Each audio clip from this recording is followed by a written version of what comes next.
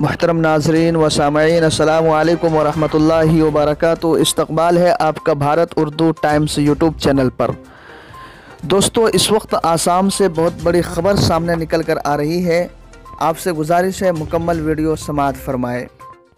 جیسا کہ پچھلے 2-3 سال سے جب کہ وہاں پر بھاجپا کی سرکار آئی ہے، مدارس کو نشانہ بنایا گیا ہے۔ جی ہاں دوستو، اب خبر سامنے نکل کر یہ آ رہی ہے کہ آسام میں جو سرکاری امداد یافتہ مدارس ہے ان میں مذہبی تعلیم دینے کی قطعاً بھی اجازت نہیں ہے۔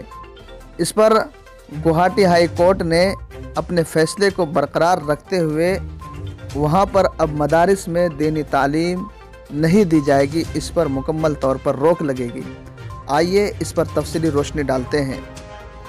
گوہاٹی ہائی کورٹ نے ریاست کے تمام مدارس جو سرکاری امداد سے چلنے والے ہیں اسکولوں میں تبدیل کرنے کے آسام حکومت کے فیصلے کو برقرار رکھا ہے۔ گوہاٹی ہائی کورٹ نے آسام حکومت کے فیصلے کو برقرار رکھتے ہوئے کہا کہ یہ آئین کے آرٹیکل 128 کے مطابق نہیں ہے۔ ریاستی حکومت نے یہ حکم آسام ریپبلکنگ ایکٹ 2020 کے تحت دیا تھا، جسے ہائی کورٹ نے برقرار رکھا ہے۔ عدالت نے اپنے حکم میں یہ بھی کہا کہ سرکاری مدارس مذہبی تعلیم نہیں دے سکتے۔ چیف جسٹس سدھانشو دھولیا اور جسٹس سومترا سائے کا بینچ نے اپنے فیصلے میں کہا کہ متفقہ طور پر ایگزیکٹو کی طرف سے کی گئی تبدیلیاں صرف سرکاری امداد یافتہ مدارس کے لیے ہے، نہ کہ نجی یا کمیونٹی مدارس کے لیے۔